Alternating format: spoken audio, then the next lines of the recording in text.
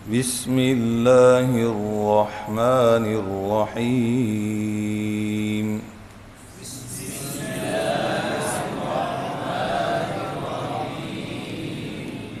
رب یسر ولا تعسر رب اشرح لی صدری رب اشرح لی صدری ويسر لي أمري واحلل عقدة من لساني يفقه قولي آمین۔ جی 3 ماہ کا تجویدی کورس 4 مئی کی تاریخ جو دی گئی تھی، آج 6 مئی ہے، 7 مئی 6 مئی بروز پیر 2024 الحمدللہ یہ کورس کا آغاز ہو رہا ہے۔ اللہ تعالیٰ اس کو اپنی بارگاہ میں قبول فرمائے، سب بھائیوں کا دوستوں کا آنا قبول فرمائے، جس میں مختلف مدارس کے طلباء علماء بھی شریک ہیں، اور اسی طریقے سے بزرگ حضرات ریٹائر دوسرے مختلف شعبہ جات سے بھی ڈاکٹر حضرات یہ الحمدللہ شریک ہیں۔ اللہ تعالیٰ ہم سب کو قبول فرمائے۔ تو سامعین و ناظرین محترم، آج کی مختصر سی نشست کی جو اہم بات ہے وہ تجوید کی اہمیت کیا ہے بھئی؟ تجوید کی اہمیت کے حوالے سے چند جملے جو آپ نے آج کے پہلے سبق کی بات ہے وہ کیا ہے؟ تجوید کی 2 قسمیں ہیں، ایک ہے علمی اور دوسری ہے عملی۔ تجوید علمی اس کا حکم ہے فرض کفایہ، تجوید عملی اس کا حکم ہے فرض عین۔ تجوید علمی یہ حاصل ہوتی ہے کتابوں سے، اور تجوید عملی یہ حاصل ہوتی ہے بابوں سے۔ تجوید عملی حاصل ہوتی ہے استادوں سے، تو استاد بابے ہی ہوتے ہیں نا، ہیں جی، تو کہتے ہیں باب شاہی کوئی نہیں۔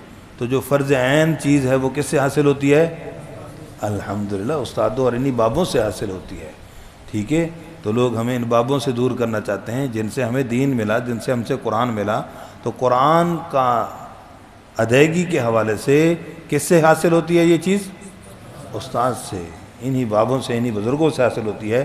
یہ نالج سے صرف تعلق نہیں رکھتی ہے، کیونکہ جو نالج اور معلومات وہ فرض کفایہ، اور اس کی عمل اور ادائیگی وہ کیا ہے؟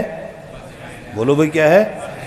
جی، تو ایک پہلا ہمارا سبق قرآن کو تجوید کے ساتھ درست پڑھنا، صحیح پڑھنا کیا ہے؟ ہر مسلمان پر فرض عین ہے۔ اور قرآن پاک کو دوسرا نمبر، قرآن پاک کو خوبصورت پڑھنا ہمارے پیارے نبی، آخری نبی صلی اللہ علیہ وآلہ وسلم کی سنت ہے۔ قرآن کو خوبصورت پڑھنا کیا ہے؟ کیا ہے؟ نبی پاک صلی اللہ علیہ وسلم کی سنت ہے۔ بات سمجھ آئی؟ تو اس طریقے سے ہم نے ان دونوں چیزوں کو مد نظر رکھ کے، سامنے رکھ کے، اور ٹارگٹ بنا کر، ہدف بنا کر محنت کرنی ہے۔ کریں گے نا انشاءاللہ؟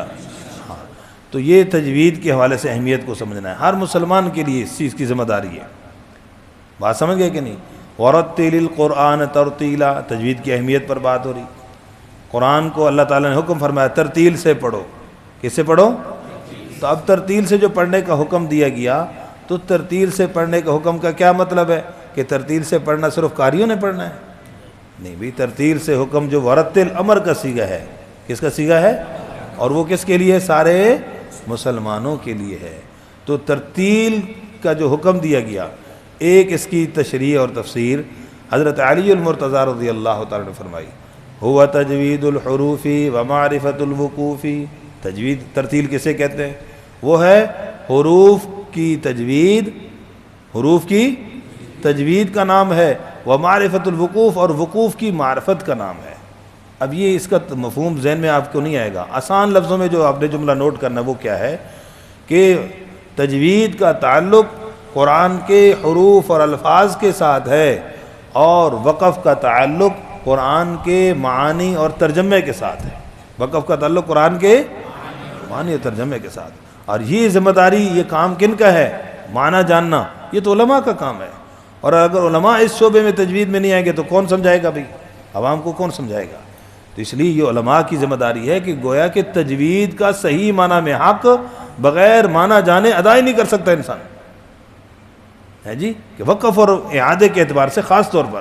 تو اس لیے اس پر آپ لوگوں کی ذمہ داری ہے، اور آپ الحمدللہ ذمہ داری کو نبھانے کے لیے تشریف لائے ہیں۔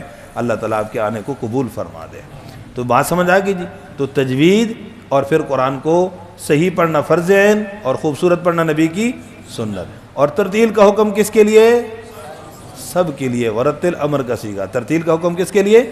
سب کے لیے۔ اور اس سب کے جو سب کے لیے اصول ہے، تو اس اعتبار سے جو ہم تجوید ہم پڑھیں گے تو اسی اصول کو مد نظر رکھتے ہوئے ہم سب سے پہلے جب مشق کریں گے اور نورانی قاعدہ پڑھیں گے تو کس رفتار میں پڑھیں گے؟ ترتیل میں پڑھیں گے۔ کس میں پڑھیں گے جی؟ تو ترتیل کا مقصد صرف محفلوں میں پڑھنا نہیں ہے، ترتیل کا اصل بنیادی مقصد کیا ہے؟ ٹھہر ٹھہر کر حروف کی صحیح ادائیگی پر جو ہے گرفت حاصل کرنا، اصل ترتیل کا یہ مقصد ہے۔